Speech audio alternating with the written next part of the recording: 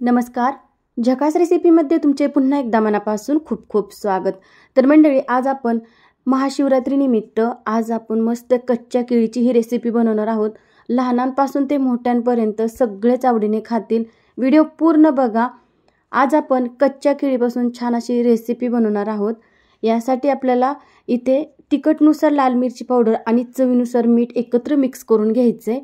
आता ही कच्ची केळी आहेत, आपल्याला सर्वात अगोदर याची साल काढून घ्यायची. थोडीशी वेळखाऊ रेसिपी आहे, पण सर्वांना आवडणार याची गॅरंटी मला आहे.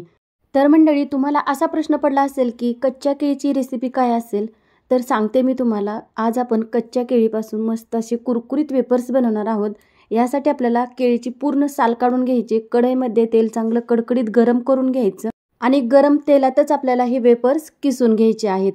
गॅस मात्र मीडियम ठेवायचा आणि वेफर्स जेवढे तेलात बसतील तेवढेच किसायचे आहेत. जर वेफर्स एकावर एक पडले तर मात्र ते एकाला एक चिटकू शकतील आणि जर वेफर्स चिटकले एकमेकांना तर ते लवकर व्यवस्थित तळले जात नाही आणि व्यवस्थित वेफर्स तळले नाही तर ते लवकरच नरम होतात, सादळतील पूर्ण वेफर्स. त्यामुळे व्यवस्थित आपल्याला यामध्ये किसताना सुद्धा काळजी घ्यायची आहे. मीडियम गॅसवर व्यवस्थित हे वेफर्स तळून घ्यायचे.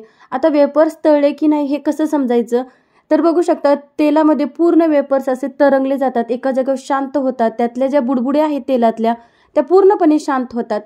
त्यामुळे लगेच समजायचं हे वेफर्स तळलेले आहेत.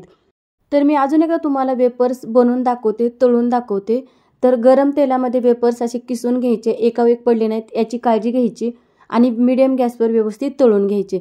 आता केळी आपण जेव्हा वेफर्स बनवायच्या अगोदर सोलून घेतो किंवा त्याची साल काढून घेतो, तर त्या केळी फक्त आपल्याला 2 किंवा 3च सोलून घ्यायच्या आहेत. जर तुमच्याकडे जेवढ्या केळी असतील तेवढ्या तुम्ही एकदाच जर सोलून ठेवल्या तर त्या पूर्ण काळ्या पडू शकतात.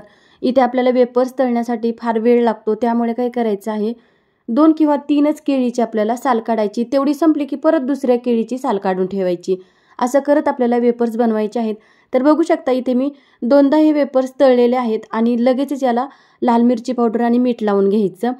आता हे लगेच का करायचं, या वेफर्सला जास्त तेल अजिबात राहत नाही आणि लगेच यातमध्ये थोडासा तेलकटपणा असतो आणि तेलकटपणा असल्यामुळे यावर थोडंसं तेल असल्यामुळे लाल मिरची पावडर आणि मीठ व्यवस्थित चिटकलं जातं. म्हणून आपल्याला काय करायचे, याला लगेच लाल मिरची पावडर आणि मीठ तुमच्या अंदाजानुसार लावून घ्यायचं आहे.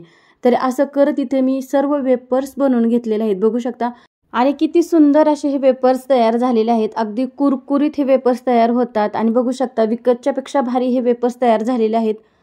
तर केळी छोटी असल्यामुळे थोडेसे वेफर्ससुद्धा आकाराने छोटे झालेले आहेत. तर बघा मस्त असे वेफर्स छान झालेले आहेत, कुरकुरीत झालेले आहेत. तर मंडळी, तुम्हाला आजची ही रेसिपी कशी वाटली ते कमेंटमध्ये सांगायला विसरू नका. पुन्हा भेटूया अशाच एका नवीन रेसिपीमध्ये.